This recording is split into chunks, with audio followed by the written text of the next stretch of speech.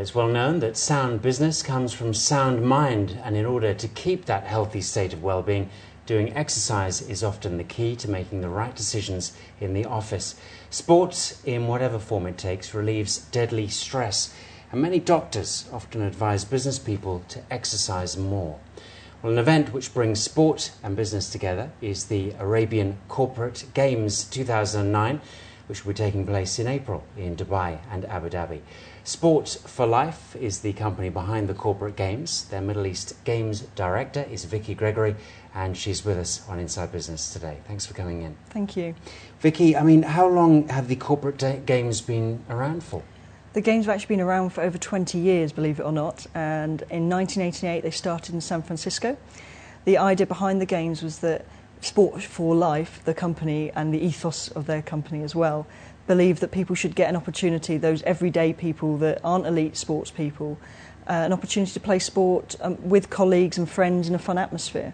So it evolved from there, and since then we've had over 20 different regional games, state games and city games take place on a yearly basis, so from as far-reaching as Australia to Japan, Russia, Athens and the UK, and loads of people playing sport and enjoying it over a weekend. What games are included? What will be taking place? In the Arabian Corporate Games we have 19 sports available, so we have a mixture of sports that for individual as well as team. So we have the likes of running, badminton, squash, table tennis, soccer, cricket, all the ones that people play a lot of, go-karting, golf, and then we've got some fun things like tug of war as well that just gets those people off the couch and pick up the trainers and have a go at it.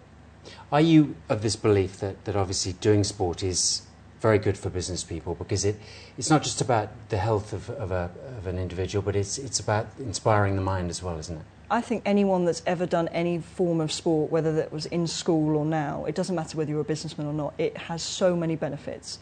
The feeling you get and the elation you get after completing sport, whether that's the half marathon in Russell Keimer or whether that's just taking a game of squash with your workmate after work hours, it relieves stress on such a big level, and I hope that people will see this as an opportunity that they may never have played sport for a while. They may have an opportunity now to dust off the squash racket, pick up the trainers, go for a run and take part in the games. Do you think businesses should do more to get their employees and make it available for them to do a bit of practice before the games, even just so they're more part of it? I think some of the companies we've had that are signed up have already got their teams entered that play on a regular basis, but they also managed to get people that haven't played for a while, that are table tennis players or 10-pin bowlers. Some of them are going off and having a quick practice before the games in April. Others I think will just turn up and see how they fare against the rest of the competition, and hopefully next year decide, even if they lose all their games, that they'll come back fighting harder next year. The logistics must be phenomenal, because you're doing this in 2 Emirates to start with. Yeah. And obviously making sure everyone's on the right court, the right place, the right pitch at the right time. How on earth can you do that? Well, we're very lucky. The licence allows us to have this fantastic computer system that schedules all my sports for me. So that allows us to have a closing deadline 3 weeks out of the games. It schedules where you're playing, what time you're playing, who you're playing, and I hit print and it comes out on forms for me. What kind of opportunity is this for business people? Is it very good for business card trading and networking in a sense? Yeah, and it's in a non-stuffy business environment. You're not in suits at a desk, and you're not doing that whole business card trading at the start. You're going to share an experience with a company on a squash court or on the soccer pitch, and when they come off the pitch, they get to chat to each other, and then the byproduct is, oh, so I see you work for a Etisalat, great, what do you do? And that's the sort of thing we want them to do. So then the business card comes at the end of it rather than at the beginning of the meeting. The corporate games, as you mentioned, have been around for a long time now, many years. But is it quite unique in the sense in the UAE, it's so multicultural? Will that pose some difficulties possibly in sport? No, not at all. It actually has posed some great opportunities, because in many countries that the Games have been in before, I'll take the UK for an example, the UK has particular sports that they play a lot and are very popular: soccer, cricket, golf.